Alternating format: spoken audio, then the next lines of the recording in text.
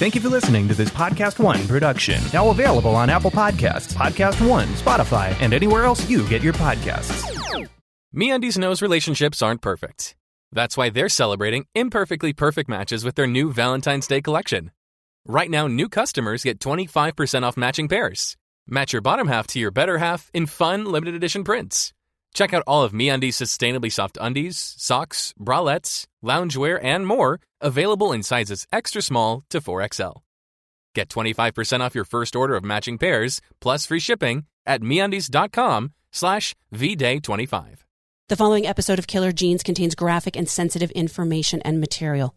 Listener discretion is advised. Welcome to Killer Genes Stripped Down, where we talk about everything true crime and then some. You'll hear about the cases that are close to us and go behind the scenes of true crime reporting. We'll also talk about case updates and breaking news, as well as speak with some of our friends and colleagues in the world of true crime. Now, we're going to be sharing things we've never been able to talk about because certainly inappropriate to post online, but this is the platform that we can finally share it, what really happens when gathering true crime stories. So, let's get to it. Hey, everybody, and welcome to Killer Genes Stripped Down. We are joined for an in-depth interview with our very good friend, Christopher Barbour. He's a psychic detective, intuitive forensic artist, teacher, lecturer, a very dear friend. Christopher, thank you so much for joining us. Absolutely, my pleasure. Thanks. Thanks, guys. So for those people that do not know, what exactly is a psychic detective, and more importantly, what you do being an intuitive forensic artist? Well, that's a long answer, but I'll give you the short version. I'm someone who came to respect my intuition very early in life because I kind of was thrown in the deep end of the pool when it comes to intuition, and I had to learn to sink or swim on my own, which sometimes is the best way for any of us to learn anything. And I always wanted to be of service with my intuition, going back to when I was 7 and coming forward 50 years later now. And it just developed as I became more sophisticated as a person, and as my intuitive skills became more sophisticated over time and studied. And I was always a person who did not scare easily. That's always been the case for me. So it just happened one day when I was, I guess, about 28, 29, something like that, living in New York City. A woman who knew of my arts background, come from a musical family, and she knew that I liked to paint and draw. And she also knew about my intuition through a friend. I helped a friend locate their grandmother who was missing. So this woman wondered if it would be possible for me to sketch and describe her daughter's killer. And I had never done anything like that before. And it was very difficult for me to do at that time because I didn't really know about the importance of clearing my mind and meditation and things like that back then. But I drew somebody who turned out to be a person of interest. I don't recall the name of the case or anything, and I unfortunately never saved that sketch. But that started me thinking about the intuitive forensic art with my intuition as a way of working, with my intuition. And just the term psychic detective would be somebody who works with their intuition on missing and murder cases, works for, as I do, various forms of law enforcement, occasionally governmental as well, although that only comes through a liaison, and working for cold case groups and also families and loved ones of murder victims. And it also involves not just the sketching of suspects, but sometimes there will be locations people might want me to at least give a try to find remains, or it could be, drawing maps. It can be many different aspects of working with our intuition. And then a lot of what I do is also just one-on-one with people in an attempt to illuminate things for them, or how to work through what they're going through if say, a loved one has been murdered. And occasionally, giving them a little intuition regarding health and other things that people ask about, and trying to give them hope and empower them, because someone like a family member of a murder victim can feel so disempowered. And so I like to help empower people. And you guys know that because you've worked on cases where maybe things were bungled, or it seems like somebody didn't want it solved, and people can be gaslighted and into thinking that, no, this isn't a murder, this is natural, or no, she killed herself, or whatever. And those families, I just don't know how they do it. I don't know how they do it. So that gives you somewhat of a general idea of what I do and what I'm about. Christopher, a lot of people think, oh, psychic detective, or you're a psychic. I don't believe in any of that stuff. And I want to say to the people listening right now, I've worked with Christopher on a couple of cases, few cases, actually many cases. And everything that he has come up with, given me, I can't begin to tell you how spot on it is. Even if it's just a little detail that he pulls out, has been invaluable to the case. So, Christopher, what do you say to people, to those that may be skeptic right now as they're listening? I think being skeptical is very healthy. I'm also very skeptical about a lot of things. And really, for me, intuition is not a big deal. Everyone, as far as I'm concerned, is wired with intuition, just as you're wired with green or blue eyes, or whatever your hair color is. Can you sing? Are you good with numbers? Are you athletic? This is your wiring. And you didn't have a heck of a lot to do with that. It's genetics, it's your family, and it's the mystery of creation and the mystery that is all of us. And so it's just wiring, and you're wired with intuition just like animals are. And so it's a natural skill that we all have. I always get concerned when I hear about somebody, or if someone in my own family was a uber skeptic and they don't believe in anything, period, anything. What that tells me, or why it would concern me, is because they're making choices about their health, what they eat, what they don't eat, whether they should go somewhere or not go somewhere, or do something, or go visit a relative, or what have you. They're not making choices based on their natural intuition and instinct if they're denying it. So, I would find that a difficult road. And because that's not the road I walk, I can't imagine doing that. But if you see it just as part of our natural wiring, it's just not a big deal. It's not only for special people or blessed people. The gift of it is what do you do with it specifically? Are you of service with it? Is it all about just me with your intuition? And that's okay too. I benefit from my own intuition, but it's not my intention with it. So it's fine with me. And I try not to get into the convincing game.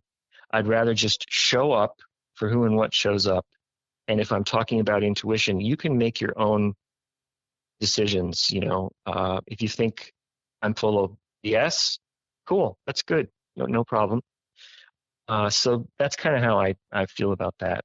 What do you think of the term sixth sense, and how does one even hone their intuition? And are some stronger than others, or is it just inexperience? Well, the sixth sense is I like that phrasing. I've used it often, and I think it's a good way to talk about all of this psychic stuff and our natural intuition. Because we all are familiar, of course, with our five senses, and some people think we have 8 or 11 senses or more, and we don't know how many senses we really do have. But the honing of intuition and psychic abilities, in my experience, is done best by respecting the skill and giving it the gift of time, giving it the grace of time, because anything worth doing or worth having takes work. You guys know that. And anything worth honing and requires something from us. This requires something from us. Going to a weekend workshop and thinking, oh, I'll be psychic on Monday, yay. This is not the way to approach this. This is something to respect and to pay close attention to as you're studying or as you take classes or read books or however you do it, or just working on it on your own and noticing things and learning things like one of the things I'm going to be talking about at an upcoming event will be helping people distinguish between imagination and intuition, because they're not the same. And lots of untrained psychics who have talked to me and asked for help and input from me, they're doing that, and it's creating problems for them and their clients. So, if you want me to go into the difference between the two, I can, but that's just one of so many things where we begin to realize just how intuitive we actually are, and we notice the mistakes we make, and we notice the patterns that show up and say, oh, okay, now I get it. But this requires time. This isn't snap my fingers, I want. It requires that gift of time, giving it linear time. Well, Christopher, let's talk a little bit about your process, because I am so in awe of it, because I've been the first part of it, shall we say. And I think going forward, I think everybody has to create their own process, right? But your process is very special. If you can share that with us. Sure, of course. One of the things that I learned, I happen to be at a workshop right now being given by a wonderful teacher, Caroline Mace, and a lot of her work now it deals in mystics and mysticism and all kinds of topics, but she kind of put medical intuition on the map in terms of our contemporary culture with her books and when she first came on the scene. And one of the greatest things she ever taught me about intuition in general, and this certainly goes to what I do, and I talk about this often, is the importance of healthy detachment. Because as she taught me, the more detached we are, the less likely it is that we will be fearful of what we may need to look at or what roads we might need to go down. And so we will perceive more clearly if we are detached. And she doesn't mean that you're so detached that you just don't feel anything and you don't care. Rather, she means that you care so much about what you're working on that you're willing to set aside all your own stuff. Like if a murder victim looks like a member of your family, or if something's particularly disturbing or what have you, that you're willing to set that aside and become that healthy, detached person so that you can perceive as clearly as possible. So having and learning about detachment over time is sort of rule number one for me when it comes to entering into working. But I also realized years ago that I needed to learn how to meditate. And I found a way to meditate where I go down into myself in the meditation. And the intention of the meditation is to see and perceive through the eyes of my soul, not be up in my chatty Cathy mind that we all have. And our minds can really be trickster havens. But I'm trying to clear away all of that stuff of mine that is a concern, and I know that, hey, it'll be waiting for me later. Right now I need to work. Right now I need to move that out of the way. So I literally move it out of the way in my meditation, and I go into an actual place in my meditation that's a metaphor for my soul. And that's the place from which I perceive and from which I work. And after a certain amount of time, it might be 10 or 15 minutes, then I specifically task myself, whatever my tasking is. Like I will draw her killer or killers as I'm looking at a photo of a victim when they were alive. I will draw and describe her killer or killers, and I will draw them as they looked at the time she was killed. Very specific tasking from my client. And then just let it go and let it rip and move forward with that. And I rarely stop once I start working. Now, when it comes to sketches, I seldom erase, because how they come out is how they're supposed to come out. And I have to throw all art technique out the window that says, you must have this amount of space in between two eyes, or that nobody's head looks like that shape.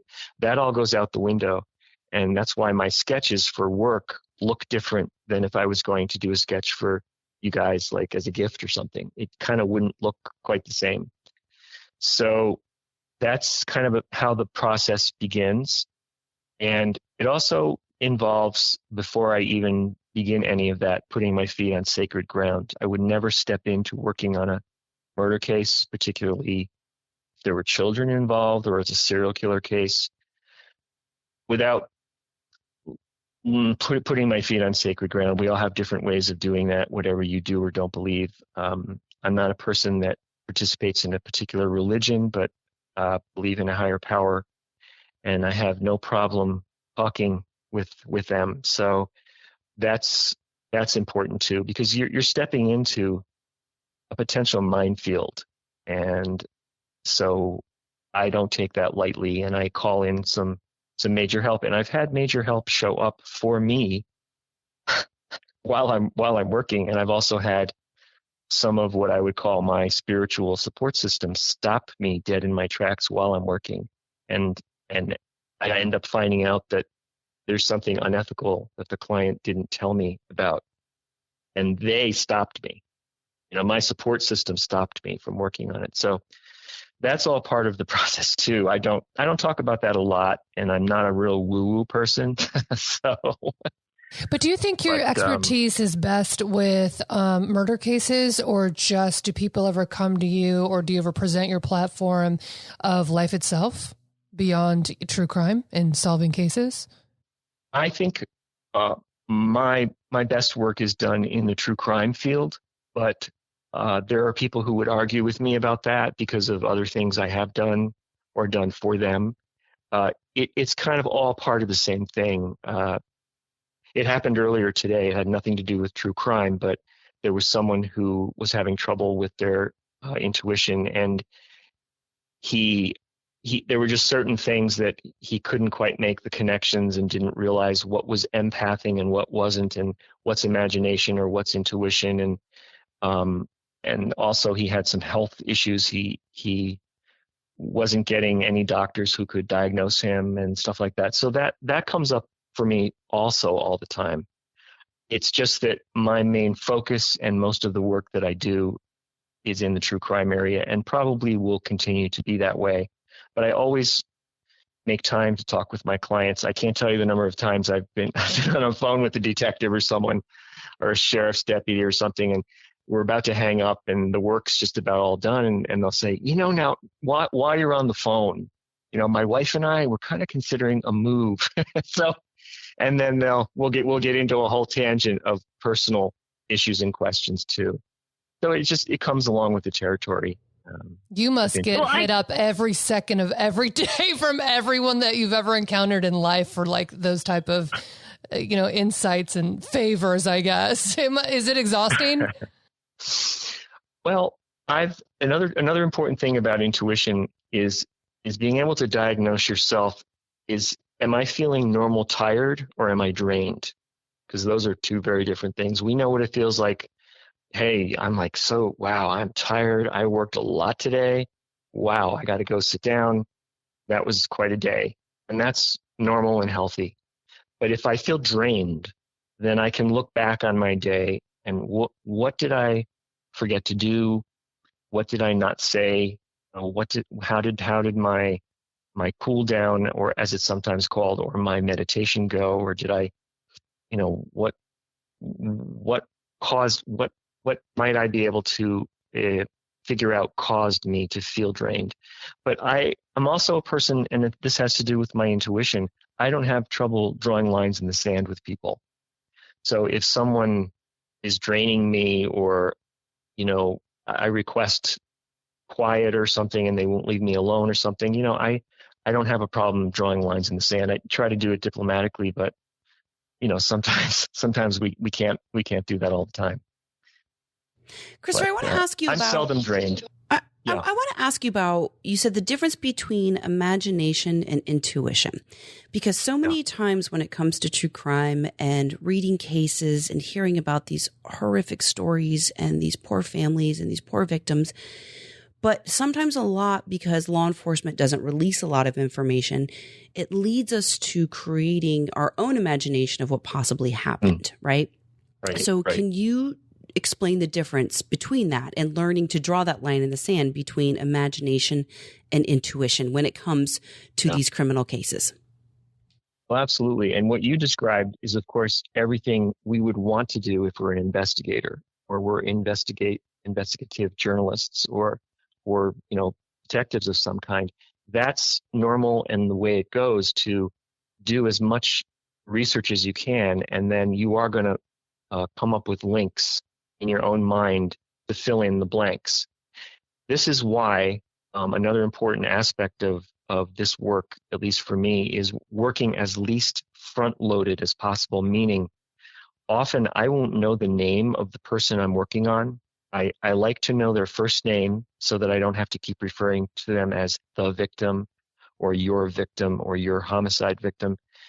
But if you tell me where it happened, when it happened, we suspect the boyfriend and also another person, and this person was cleared, and blah, blah, blah, blah, blah. All of that is going to create exactly what you just said, a story in my head. Oh boy, isn't it always the boyfriend or the husband, or it's always the wife, or it's always this? And it's like, this is not what someone like me wants in their head. I want to be clear and as least loaded ahead of time or front loaded as possible. So I'm often not knowing so much information. And this is why when I did the Crime Con with you in 2019, there were people that I showed some of my sketches, and some of the victims' photos were in the picture. And at least one of those victims was identified when the session was written about in the synopsis of the event. And they named a person, and I'm like, I have no idea who that person is. I think I know which case it was that I showed, but I don't know who Taylor so-and-so is. So it's important that someone like me doesn't, even when I finish working on something, I don't know if I'm going to work on it more, or they're going to ask me more questions, or maybe there's another victim.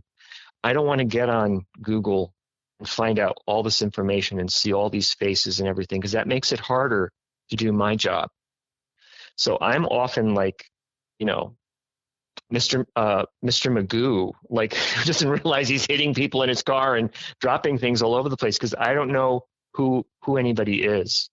As the case goes on and I submit some work, and then my client might come back with questions, then I might ask a few questions, but I'm still trying to find out as little as possible, because I don't want to screw it up. In terms of the difference between intuition and imagination, it's easy for us to tell, because imagination comes with a long story. Like when we're daydreaming and you're thinking about going on a vacation, let's say, and you see the place, and then you see maybe your friend or partner that is with you, and then you see yourselves walking on the beach, and then you go to the hotel, and then it's like a linear story, A, B, C, D, E, and it goes on and on and on. That's your imagination. Intuition, 99.999% of the time, does not work that way. It's a quick flash where, for me, I will usually see in my mind's eye. What I see might not be particularly clear, but what it is that I'm seeing, it is very clear to me what I'm seeing. So it'll come in and it leaves. Comes in at the speed of light and then it leaves. And it might come in again and leave. If I ignore it, It might bug me a bit, subtle bugging, but it's quick. I'll hear something, period. Like I told you in the interview I did with you on CrimeCon's site, the conversations that you guys do. I had been working on a case of a young man who went missing, and they weren't sure where he was. And I got the sense, although I wasn't 100% sure, that he may have had some emotional and substance issues. And when I was working on his location, I saw him in water, then I saw him out of water, and I wasn't sure what's that about. And then when I was working on the location, I asked my own subconscious and I asked my intuitive system a question that is not really a leading question. It was, show me an image or tell me something that would help me to identify where his physical remains or his physical body are. Where is his physical body? That's a question I ask of myself, of my subconscious and my intuitive system. And I heard liberty. But here's what we don't want to do as an intuitive. We don't want to identify what that means.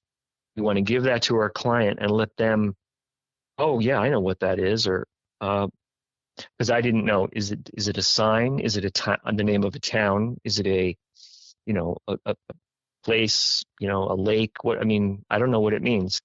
It meant nothing to me. But that word was so clear, and I heard it so well within myself that I wrote it down and I gave that to the client. And she eventually got back to me later to say that his car was found abandoned at a Liberty station, and I don't think we have them where I live, so I didn't know. It's kind of like a 7-Eleven or Circle K gas station convenience store type thing that you have on the East Coast, I think. So his car was found abandoned there, and there were things in the car that were troubling, and his body was found not too far away from that Liberty station. So for me to add imagination to hearing that, and the worst thing I could have done for my client was say, oh, it must be a town. Did you have a town named Liberty near you? And she gets on her map and says, yes, it's only about 40 miles away.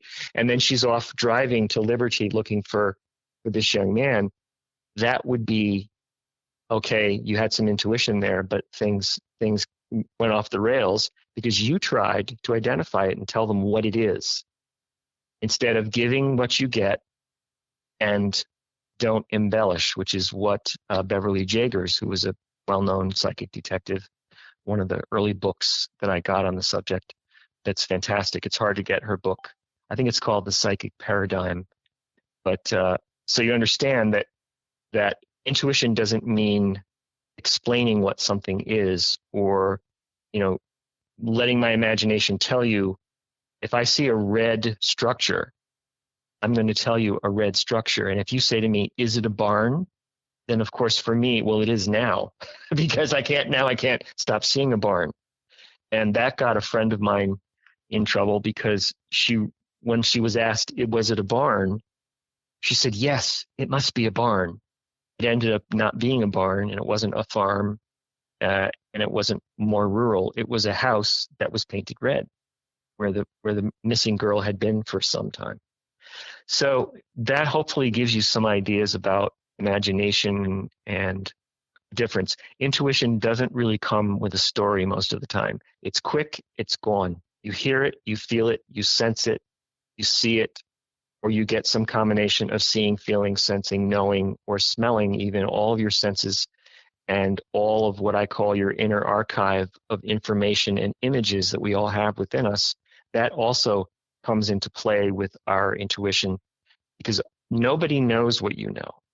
No one has seen what you've seen. No one's been where you've been exactly. No one has the images you have in your own mind and in your own life that have to do with films you'll never forget and places you've been and vistas you've seen. All of that can come into play with you describing things when you're working with your intuition to someone. You could say, did you ever see that movie with Robert De Niro, so-and-so, blah, blah, blah. It looked just like that scene where he was standing, on a balcony. Remember that scene? It looks just like that, and kind of a little bit like New York City. Your own inner archive comes into play when you're describing things to your client. So hopefully some of that made sense.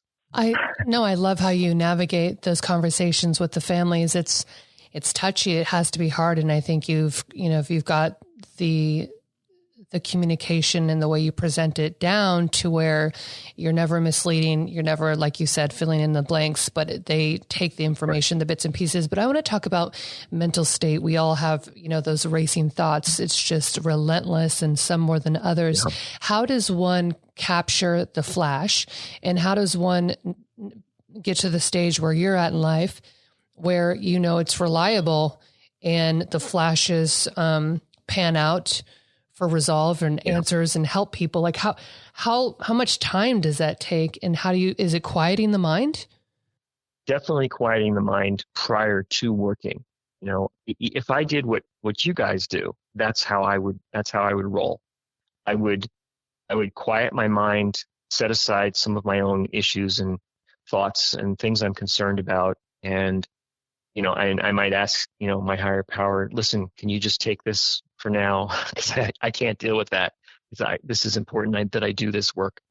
So, and it takes longer. It takes a different time for different amounts of time for different people. But the more you do it, and the more you get to recognize when something, that was intuition. And when you sometimes recognize the subtlety, because intuition can sometimes be quite subtle, but at the same time, it's so clear as to what it was trying to tell you. But it tends to be that little something that like comes in and waves and then walks away. It comes in and taps you on the shoulder and then sort of sneaks away. And it might come back and bug you a few times, that subtle bugging. And that's also indicative of something that's intuition. But I think that the more you do it, and the more you can clear your mind to perceive more clearly and get out of your own way, and don't allow all the mind chatter to sabotage you. It's one of the biggest saboteurs of intuition, and remote viewers know this. Remote viewing is it's an intuitive protocol that was started in our military, and that the people still do today. And I have had some training in remote viewing. I don't call myself a remote viewer, but the tools I learned there have been only helpful when it comes to the work that I do. They're all about getting all that stuff out of the way, and being 100% lined and not front loaded. And they work with coordinate numbers instead of something like a photo, because a photo in and of itself is somewhat front loading. But you just have to train yourself not to, whatever you notice about the photo, write it down and then draw a little square around it, or a wall around it, or something, so that you acknowledged it. Okay, yes, she looks like someone I know. Oh, she looks so young. One of her eyes looks kind of more closed than the other. Anything you notice about a photo that you're working on, for instance, to get all that front loading out of the way. And once you write it down and you enclose it on your piece of paper, just using a pencil or a pen, it's like, okay, my subconscious knows that I got that out of the way. I acknowledged it. Now I can move on away from all that stuff and all that chatter. But it just comes over time, and with that, respecting the skills and noticing patterns, noticing when you think back and say, well, now that was intuition that I saw, or I felt, or I heard. So let me go back and think about that moment when that happened. How did that feel? What did it feel like? What did it sound like? And, you start to really figure it out over time. Christopher, you've worked with families of missing persons and cold cases. You've worked with law enforcement. You've worked with private investigators. You've worked with government national agencies with 3 letters, which we won't talk about. Mm-hmm. Yep. Is there a case or two that are special to you for some reason? whether that be, something that you constantly see, you constantly feel, something you haven't been able to let go. Is that something that you can share with us? Sure. A lot of the work I've done, I forget. And that's I think a good thing. I seldom dream about cases. I don't dream about killers. Occasionally I will have a dream here and there, but I also have a sort of something that's not negotiable, meaning that I'm working on murder victims, and for all I know, sometimes they know I'm working on their case, because to me, they're still alive and free. But what I don't want is paranormal chaos in my home. So for me, you can visit me briefly or come to me in a dream, but under no circumstances can you live with me, and that's not negotiable. So it's important to me to set that out there, and I language it out loud, because occasionally I will have someone, come to me in a dream, and since dreams are symbolic language mostly, I have to take whatever happens in that dream with a grain of salt, and I might just say to my client, by the way, for what it's worth, I had this dream about her last night, and this is what she showed me, and this is what she seemed to be saying. So you just take that for whatever, however you want to. But a case that everyone's heard of and was just in the news again, because I think it was this 80th anniversary or something, will always be the murder of Elizabeth Short, because she was kind of my first case when I was about 15 years old. There was a TV movie that was on, starred Ephraim Zimbalist Jr. as a detective, and a very young Lucy Arnaz played Elizabeth Short, also known as the Black Dahlia. By the way, Lucille Ball is my favorite, just so everybody knows. And I don't think, if what I heard is true, that Lucille Ball was too happy that her daughter played the part, because she was scared by what happened to Elizabeth Short and didn't necessarily want to think of her daughter playing the part. But I think that Lucy Arnaz was the best Elizabeth Short I've seen in any, docudrama or film. Most of the films I haven't liked, but the case will always be special to me, because I was so taken, even though in 1975 they didn't show a lot on TV, and there were parts of the story that were missing, and they took liberties on the actual story. But I was quite haunted by the movie and by the case. I had never seen, back in 1975, there was no Google, like you can see photos of the crime scene now. And I didn't see any photos from the crime scene until 1985. But I had dreams about the case where I was with a group of mostly men sitting around a table. Some of them were doctors and some of them were people in law enforcement. And I was sitting at a table with them, and they were talking to me, just people like right on my right and right on my left, were just talking matter-of-factly about the case and about the crime scene and what happened to her and everything. And what I was told in those dreams, I would find out in 1985 when I finally got to see photos and do, some research. What I was told was accurate about her. And so I have a long history, and there were lots of kind of freaky coincidences that happened over the years regarding that case. So, and she's special to me because she's one of those cases that for me is symbolic. And I'm going to try not to cry on your show, but she's symbolic of all of the young women. Sorry, I'm crying. Most of the cases that I work on, are young women. So it's like when I look at her, I see all their faces like slip by. They're coming by me, flashing by when I look at her face. So that's one of those cases that I probably will just like never get over and always think about. And she has become, even for in our public arena, a symbol of, young people, young women especially, who dream of better things and who are trying to make something out of their life and who can't escape their own health problems and their own patterns that they have, and it doesn't go well for them. But she's symbolic of all the young women, that all the young aspiring actresses or prostitutes or housewives or runaways or whatever the case may be.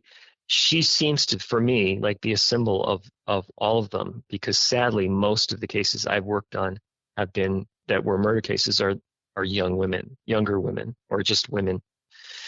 And the other one is, which I'll only touch lightly on, is Jacob Wetterling, the young boy who was kidnapped in front of his friends on their bikes and gone. And they were all so shocked that he was gone, within 2 minutes. And later the killer confessed, and they did end up finding his remains. That's a case that will always stick with me, because I was that boy. I was the boy on my bike in this late 1960s and 1970s who was sometimes on my own and sometimes with kids in the neighborhood and friends, and anything could have happened at any time and been gone, in 30 seconds. And just something about him and his face and what happened to him, it bothers me. It bothers me, But I mean, all murder victims, even if they're in their 40s, 50s, 60s, and older, they were children too once. So, but children and young women, it's hard. It's a little bit hard, but it doesn't stop me from moving forward and going forward with them. But that would be two. And then there's some like really freaky serial killers that I.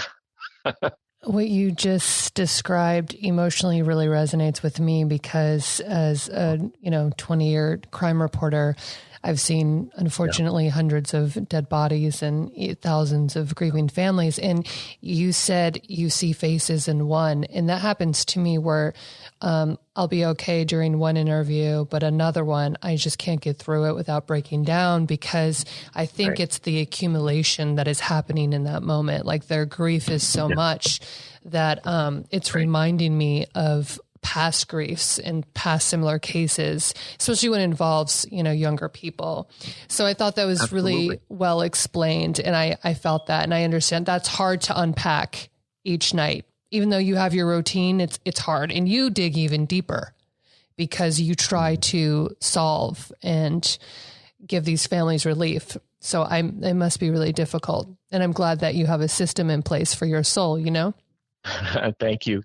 And I think it's healthy to let the emotion come. I do all the time. And some of the Native American folks I've known over the years, talk about how they'll go to places that were important to their ancestors and they'll just cry.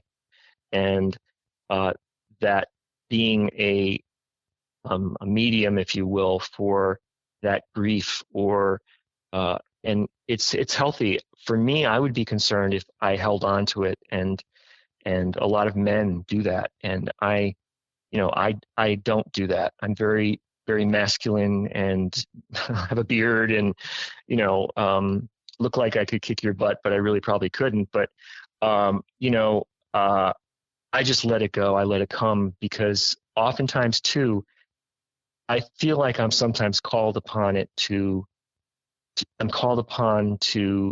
do that because of what isn't being said or done, or how people in a family, for instance, it's an unspoken rule that we don't talk about that anymore. But when that's your rule, you're actually talking about it. We're not talking about that topic. It's in the air. You can just like feel it in the air, and it's like you really are talking about it. And I personally don't believe in that. I believe in talking, get it out, get the emotion out, get the crying out. It's just much healthier. And as a result, I'm very, knock on wood, seldom sick. So I think it's healthy, and it certainly would be what I would do if I was doing work like you both are doing, because things are going to get to you, and things are just so sad, and you find out how people drop the ball in certain cases, or how family members drop the ball, and you're human, and and you have emotions. The trick though is let it work through you, let it come through you, but don't let it take you down, and don't let it drain you. Don't let it take your cell tissue. If you're drained, then you're going to have to pull from cell tissue from another place in your body in order to run things and run your life. And that might not be a particularly healthy part of your body. And then you could get sick or, worse. So I'm all about communicating and let the emotion flow through you. I probably cried 5 times just in the last 2 days at this conference that I'm at, because I'm with dear friends and we're talking about the last 2 years and we're talking about pretty deep subjects, and we're all crying, so how it's healthy. Christopher, is there a case that has stumped you that you just couldn't quite figure out? Oh, there have been many. It's important for me to say, I'm happy to tell you I'm not all psychic all the time about everything and everybody, and certainly not myself. And anyone that presents themselves as that, is this a PG-13 show? No, you can cuss, R-rated. Okay. They're just bullshitting you.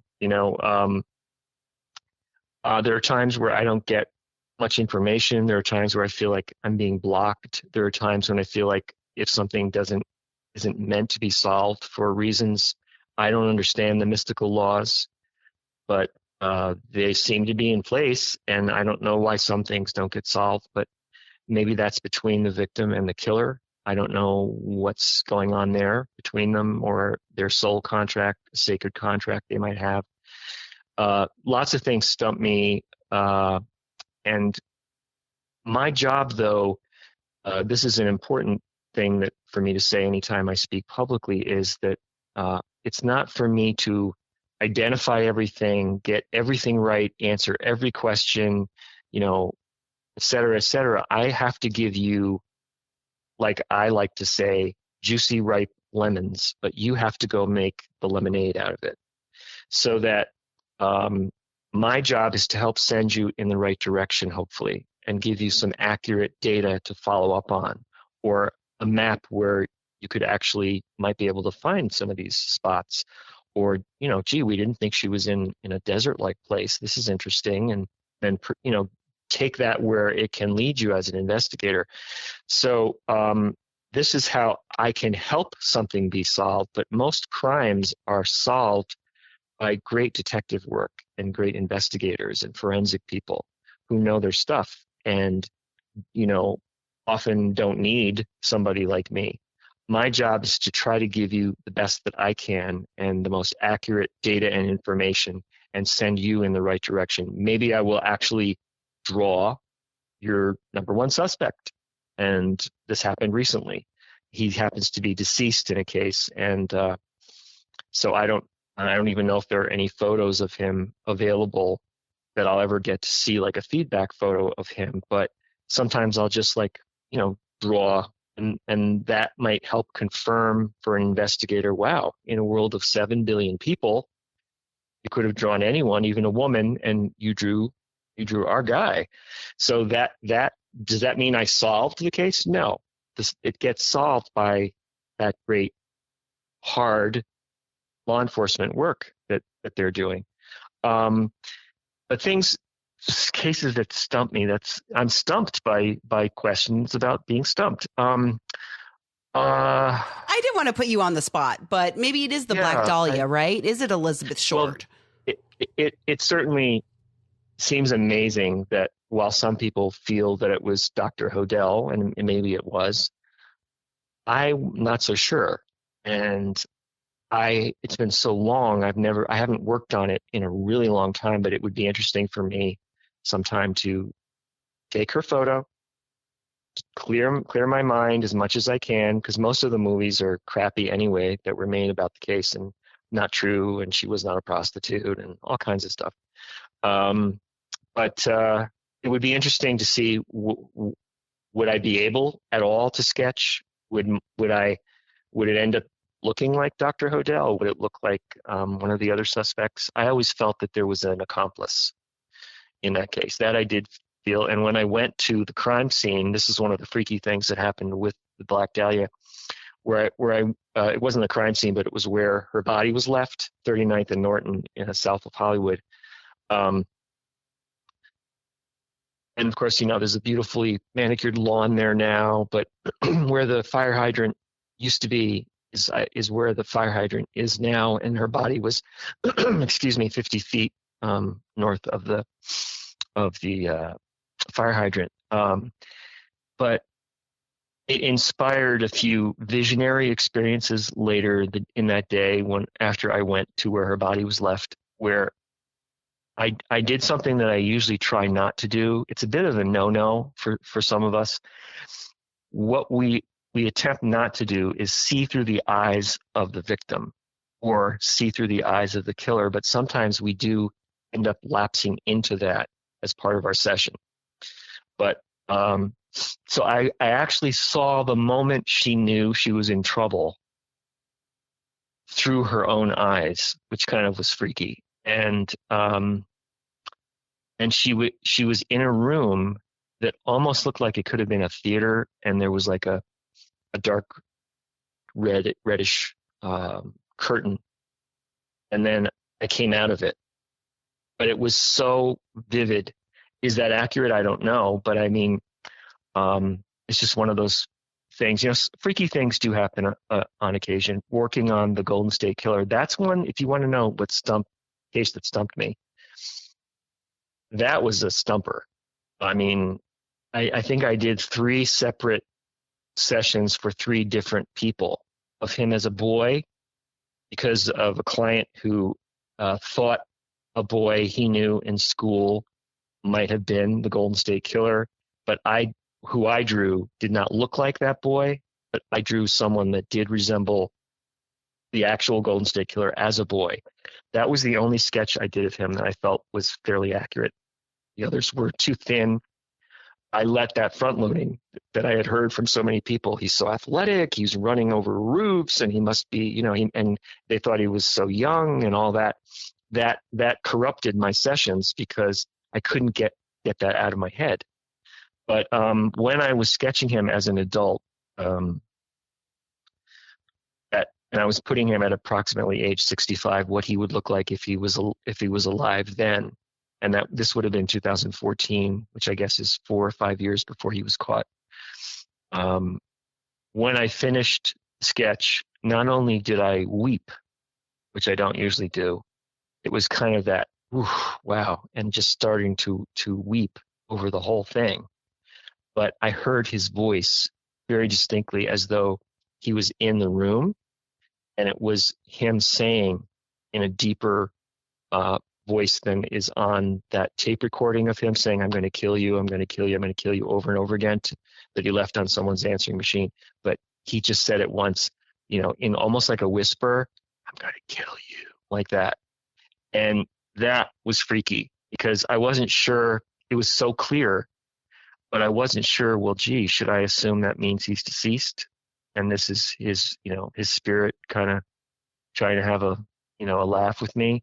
I wasn't sure. That was obviously not the case, but what was it about him, and he's alive, that would cause that to happen, for me to actually hear his voice like that?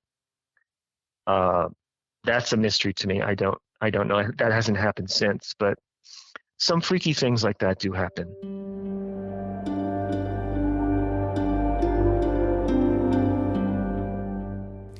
I've always been a big fan of CBD, but sometimes it's just not enough and you don't exactly feel it. So CBDX.com went all in on the CBD game by adding Delta 8 THC, and prepare to have your minds blown. It's a federally legal form of THC that you will definitely feel, and it comes in all different forms: tasty flowers, vape cartridges, concentrates, and my favorite, the gummies. Now, I love that the CBDX products are shipped directly to my home, but be aware that the products will show up as THC on a drug test. And of course, never drive or operate heavy machinery while on CBDX. If you're ready to give it a try, go to cbdx.com. That is 4 letters, CBDX, and use the code KILLER for 20% off and a free gift.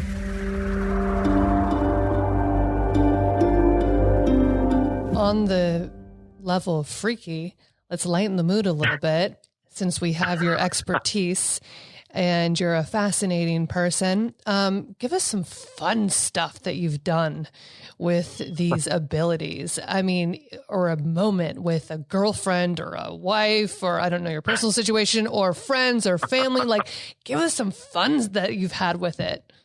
Well, there's a lot of that. I once dated someone who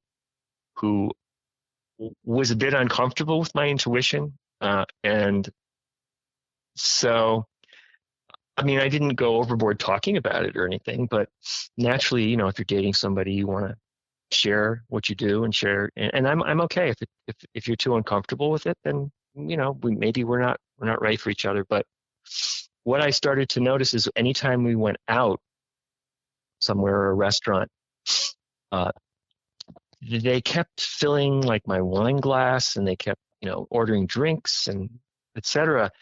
And mistakenly thinking that if I got tipsy and maybe a little drunk, that I would be less intuitive, or somehow, you know, I wouldn't say something kind of freaky or something like that would make them uncomfortable. So they were trying to sabotage my intuition. But what they didn't know is that giving me a third, fourth, or more glass of wine or something, that just lets my guard down and relaxes me. And so I'm more inclined to say something intuitive. So it backfired on them, you know, and that kind of funny, stupid, you know, stuff happens. Oh, wait, when you're socially hanging out and you just really read someone too much and they're like, how do you know that? Yeah. Like that? There have been a lot of funny things with me in restaurants. My best friend has seen some of this happen, and he always loves it when I you know, tell him about something that happens in a restaurant, because I have wonderful friends and a really good support system. And so we like to go deep. We like to talk about stuff, and they'll ask me about my work, and I try to keep my voice down in public. And there's certain things I would never discuss publicly, but there have been times where I might have forgotten something, and there'll be people in a table to the left and to the right, and I'll be talking about something, or I'll say something like, well, unfortunately, they never found his head, or I'll say just something that I don't mean it to be funny at all, or I'll say, well, apparently there was so much blood that I think it took them, you know, 3 days to really, you know, clean things up, or something like that. And then in my peripheral vision, I'll be able to see the people, and I'll go, oh no, shit. I'll see the people on either side of the table all of a sudden freeze or something, and then they get really quiet because they want to then listen to our discussion. So we end up being the entertainment, but then I will want to squash it, and I'm not making this for sensation junkies. But I also once said something in a restaurant, and the woman next to me was listening at the next table, and when I said whatever it was that I said, she spit her wine out into her glass, you know, like she like hears something and she couldn't help it. I said something that had to do with my work that must have sounded really freaky, and so she spit her wine out in her glass.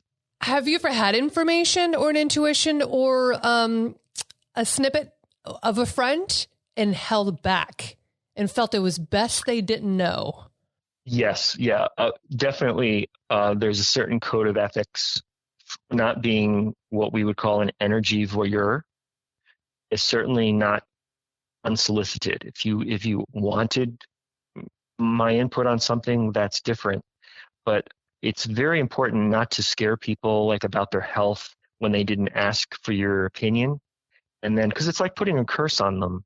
And then they go home and they're like walking around with 1,000 pounds of weight on them because they're so worried about something someone like me said.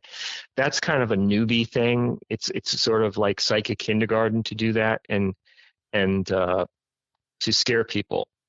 Sometimes you can say something that upsets someone or about their health, but if they're genuinely asking you for some input, then I'm going to say it in as diplomatic a way as possible and try to be as neutral as I can and not freak them out. And actually that happened a few years ago where I said something kind of as a joke, but because I knew I wouldn't be able to get through to my friend if I went directly about this particular health topic.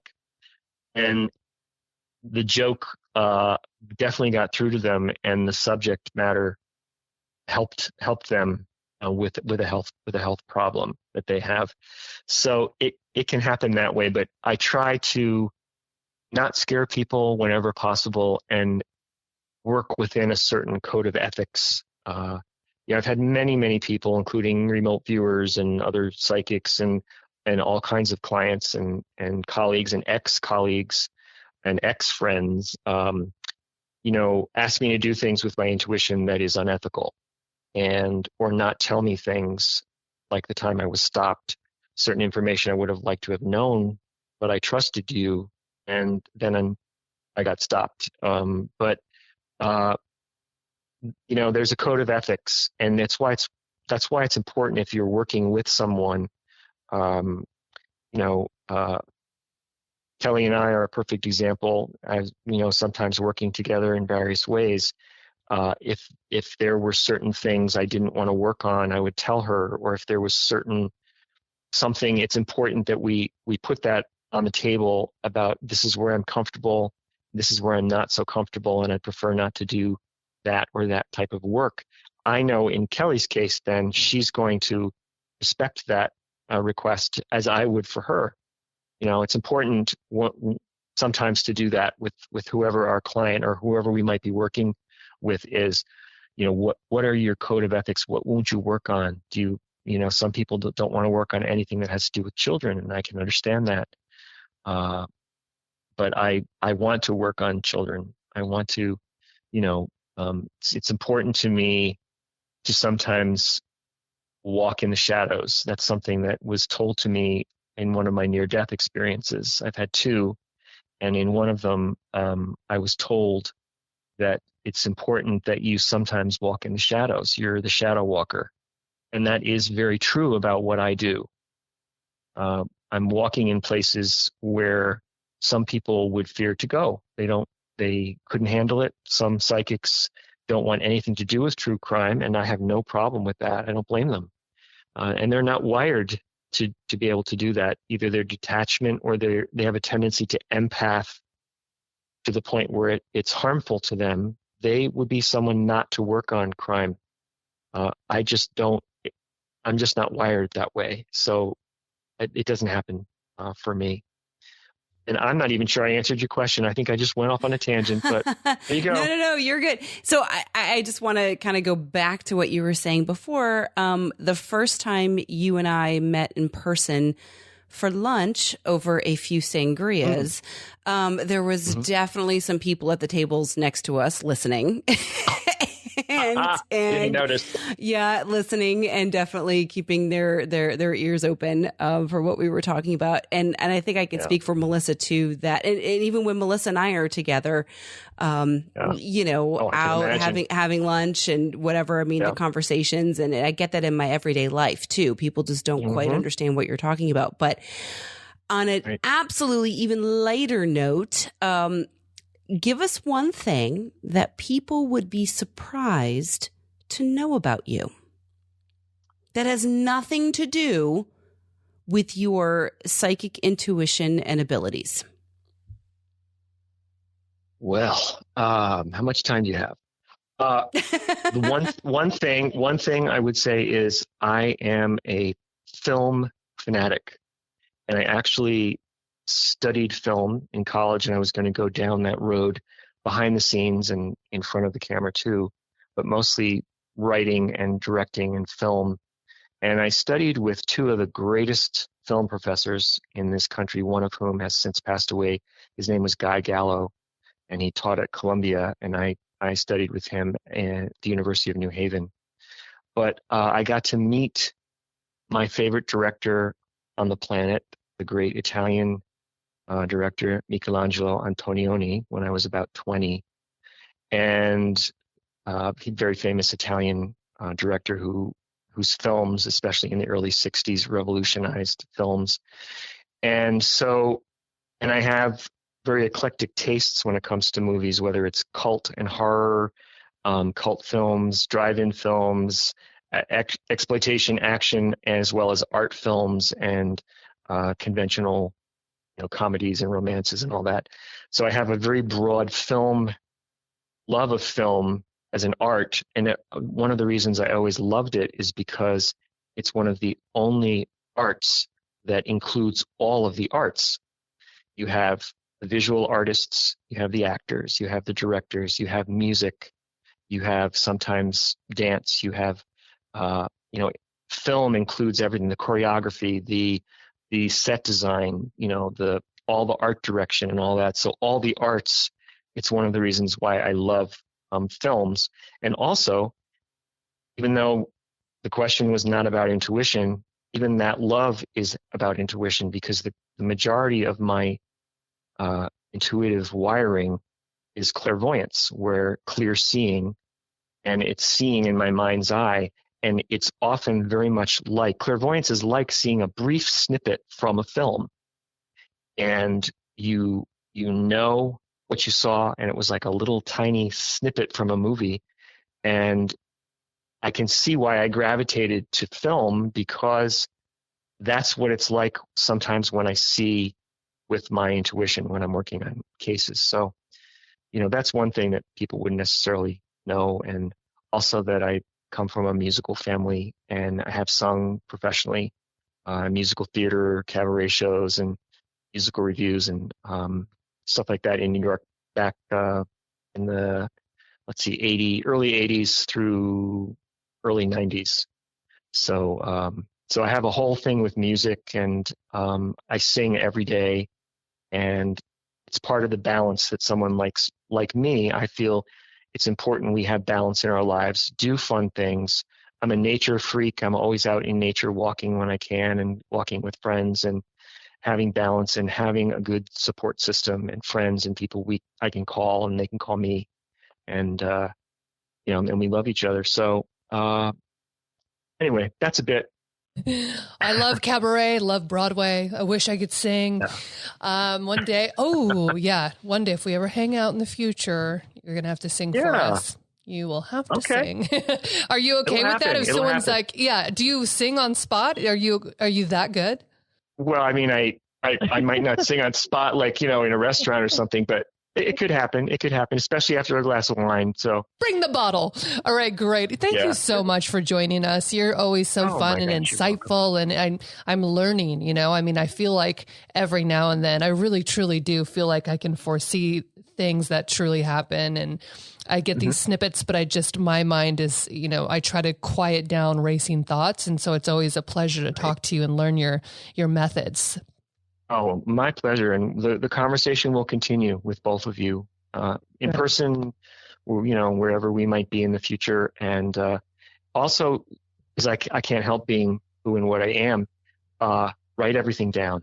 When you have those snippets and you're not sure, is this some of my own stuff in my head, or is this related to the case, or something you're working on, or maybe it isn't a case and it's just like, you want to start a new writing project of some kind, or do something non-crime, write everything you can down, write it down and look it over and think about it. And then you have it written down to look back on later. It's an important thing with intuition, especially if you are an aspiring psychic detective or new in the field. It's really important to write things down, get sketching, because there is a connection between our subconscious and our intuitive system and our hand. So sketching, doodling, drawing, writing things down, like I said earlier about, putting a fence around on something, or drawing a square around it or something, that works with and stimulates our intuition and our subconscious, and seeing clearly with our intuition. So definitely you want to keep that up. Christopher, you know that you're one of my favorite people on this planet. So thank you so much for your time tonight. I really appreciate it. Totally my pleasure, and anytime. Thanks everyone for listening. Follow Killer Jeans on Facebook and on Instagram. It's at Killer Jeans, the podcast. Also, be sure to like and subscribe to Killer Jeans on Podcast One, Apple, or wherever you listen to podcasts. I'm Brett. And I'm Alice. And together we host a weekly true crime podcast called The Prosecutors. In every episode, we bring our unique perspective as full-time prosecutors to the most famous and debated true crime mysteries. Whether it's Maura Murray, Scott Peterson, or the Delphi murders, Brett and I dig deep to bring you details you won't hear anywhere else. Our podcast is about more than just a story. We will walk you through the legal problems lurking behind every case, breaking down the complexities of the criminal justice system with humor and a personal touch. And it's not just true crime. We bring the same training and approach we've learned as prosecutors to classic mysteries like the Dyatlov Pass incident and the ghost ship Mary Celeste. So if you're looking for a true crime podcast with a different point of view, The Prosecutors is the one for you. Find us wherever you get your podcasts. MeUndies knows relationships aren't perfect. That's why they're celebrating imperfectly perfect matches with their new Valentine's Day collection. Right now, new customers get 25% off matching pairs. Match your bottom half to your better half in fun, limited edition prints. Check out all of MeUndies' sustainably soft undies, socks, bralettes, loungewear, and more, available in sizes extra small to 4XL.